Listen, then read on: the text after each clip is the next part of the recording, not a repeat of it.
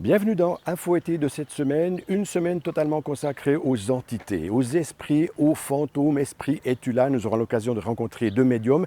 Alors qu'est-ce qu'un médium? C'est un intermédiaire qui fait de la communication entre les vivants et les morts. Nous aurons d'ailleurs l'occasion de tester ces pratiques. C'est à voir après l'actualité.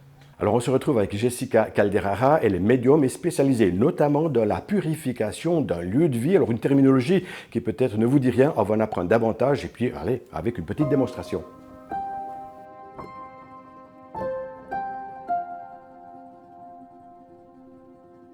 On va utiliser essentiellement le pendule et on va vraiment chercher les différents pendules dont on a besoin car chaque pendule a une spécificité et on va vraiment utiliser là notamment deux pendules précisément. Les sceptiques mettront peut-être un petit peu en doute le fait que ça tourne dans un sens, dans l'autre. Quelle est cette partie de vous-même qui fait tourner ou justement pas ce pendule? Alors je ne fais rien tourner, c'est vraiment le pendule qui va tout seul, mais forcément comme le pendule a une certaine force, quand il tourne on va avoir l'impression que je suis un petit peu le mouvement, mais moi je ne fais absolument rien. À quoi ça sert finalement de purifier un lieu de vie? C'est pour qu'on se sente bien. Sans purification, on peut avoir des sensations, on ne se sent pas à l'aise dans son appartement, on peut avoir des insomnies, on peut avoir des problèmes, on tombe malade. Et c'est vrai qu'une purification est essentielle pour qu'on puisse être dans un bien-être. On a aussi vu que vous faites aussi quelques symboles, hein. On a vu quelques symboles, enfin, quelques dessins de symboles. Ça consiste en quoi et ça sert à quoi? Alors ce sont des symboles Reiki et en fait on va utiliser des symboles pour essayer d'harmoniser la pièce, pour amener une certaine sérénité, puis aussi pour aller protéger l'environnement, pour éviter justement qu'il y ait des esprits qui arrivent. Est-ce que vous allez vous-même dans différents appartements, dans différents lieux de vie, pour mettre vos talents au service des personnes qui vous demandent? Oui, ça m'est déjà arrivé dans plusieurs endroits, notamment des petites entreprises aussi, pour aller faire ce travail de purification. Et souvent, on m'appelle parce qu'il y a des problèmes d'entité et donc je peux intervenir dans ces situations. Ben justement, maintenant, partons du principe que quelqu'un a un problème d'entité, justement. Comment est-ce que cela se répercute sur une personne qui est dans son appartement, qui se dit, tiens, là, je dois faire absolument appel à Jessica Calderara pour faire quelque chose? Alors, souvent les gens le ressentent déjà, mais il y a aussi des phénomènes dits paranormaux qui se produisent. Typiquement des tiroirs de cuisine qui s'ouvrent tout seuls, ou alors des enfants qui n'arrivent plus à dormir dans leur chambre parce qu'ils ont l'impression qu'il y a quelqu'un qui est là. Ah, justement, oui, qu'est-ce que vous ressentez vous-même? Est-ce que vous ressentez aussi le fait qu'il y a peut-être quelque chose d'une force peut-être malveillante ou pas, vous l'espérez? Comment est-ce que vous ressentez ça? Est-ce que vous êtes fatigué en fin de journée? Est-ce que vous accumulez toutes ces problématiques d'entité éventuelles? Alors oui, disons que moi, dans un premier temps, je les vois. Donc ça veut dire que si vous avez une entité chez vous, je vais pouvoir l'apercevoir. Et quand je ne l'aperçois pas, je vais avoir un ressenti physique, purement physique, parce que ça sera des ressentis de frissons, j'aurai un problème émotionnel aussi, je vais avoir des maux de tête, peut-être des nausées aussi. Et à partir de ce moment-là, j'ai déjà l'indication qu'il y a quelque chose. Et quand vous dites à percevoir, alors maintenant, se représenter ça comment? C'est des ressentis personnels en définitive. C'est pas des images? Non, alors disons que quand je le vois, c'est vraiment comme si je vous voyais vous, mais simplement ça représente plus comme une forme d'hologramme, on va dire. Donc je sais que c'est pas quelqu'un de vivant, mais je le vois quand même. Dernière question, vous avez certainement aussi quelques anecdotes ou bien quelques cas de figure qui se sont présentés à vous, lesquels par exemple? Alors typiquement, il y avait l'histoire d'un petit garçon qui n'arrivait pas du tout à dormir dans sa chambre et qui disait toujours à sa maman « Je n'arrive pas, il y a quelqu'un dans ma chambre ». La maman d'abord a pensé que c'était son ami imaginaire, mais en définitive, elle a vu que ça passait pas avec le temps. Elle m'a contactée et quand je suis arrivée, effectivement, il y avait une entité qui était présente. Et à partir du moment où j'ai pu intervenir et que j'ai pu faire la purification, le garçon a pu à nouveau dormir dans sa chambre. D'accord, donc pour vous, à quel moment est-ce que vous pouvez vous dire le travail que j'ai effectué a apporté ses fruits? Alors je vais toujours de toute façon regarder avec des chiffres, hein. Je suis dans un truc concret où je regarde le avant et le après.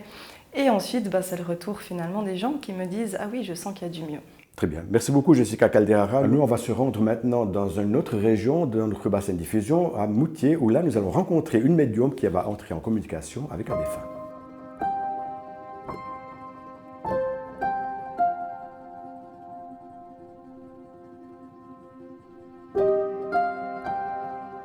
On est passé de Nido, on se retrouve maintenant à Moutier. On va assister à une séance de médiumnité et ce sera moi, le cobaye, Diana Varisco. Bonjour et bienvenue. Alors je vous avoue que je suis quand même un petit peu, premièrement un petit peu sceptique et puis tout de même un petit peu, pas inquiet, mais allez, je me réjouis de cette séance. Alors je vous laisse la parole. Comment ça va fonctionner? Alors merci, puis bienvenue à vous. Je suis très très contente de vous avoir là en face de moi. En fait, ce qui va se passer, c'est que je vais avoir des informations par rapport à votre passé, votre présent et le potentiel de votre futur, à savoir que votre futur, c'est vous qui le détenez, c'est pas moi. Par contre, avec le potentiel, vous pouvez en faire quelque chose ou pas, ça vous appartient. Il se peut aussi que les personnes ou quelqu'un que vous avez connu qui est décédé viennent vous voir. Est-ce que c'est OK pour vous? Alors oui, je me laisse surprendre, mais oui. Alors c'est absolument. parfait. Alors nous voilà partis.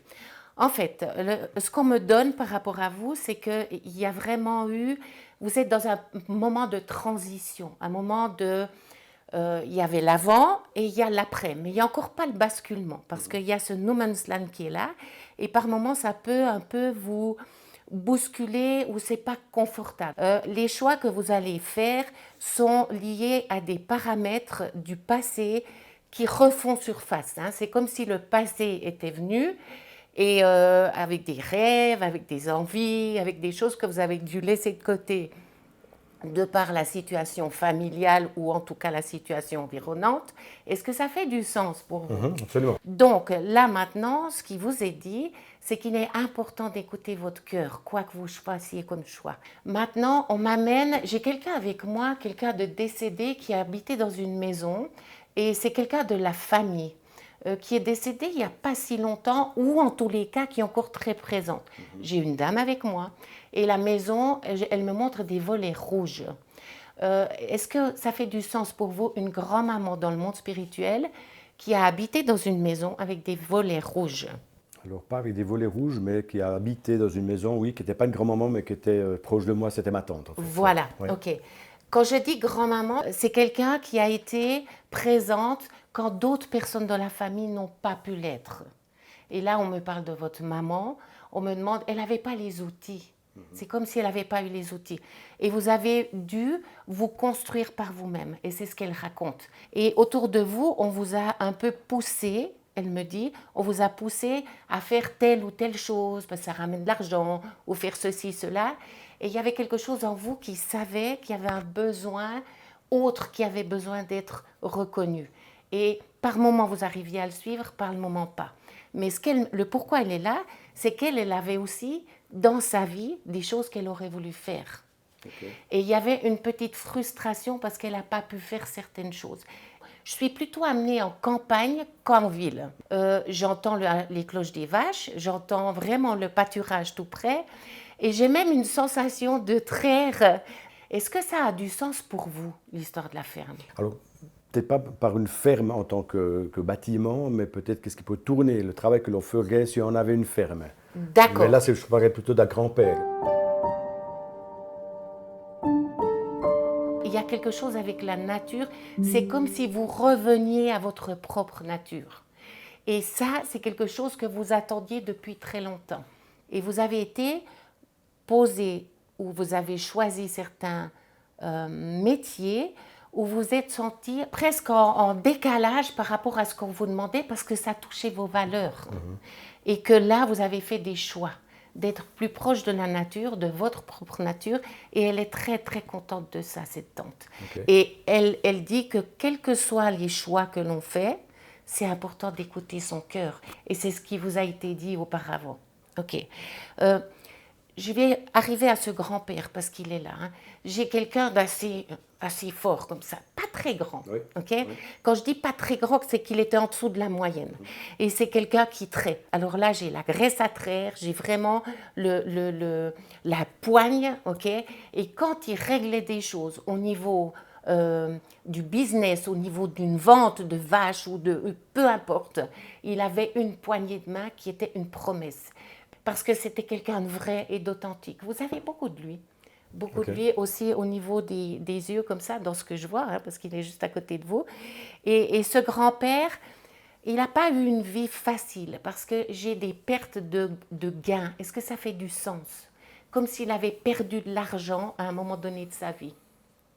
Ça, je ne peux pas vous dire. Est-ce que vous pouvez vous renseigner? Oui, vous pouvez me renseigner, absolument. Oui. Alors, super. Oui. Parce qu'en fait, ce qui se passe aussi, c'est qu'on vous demande d'aller voir dans vos racines. De voir dans vos racines par rapport à d'où vous venez pour savoir où vous allez.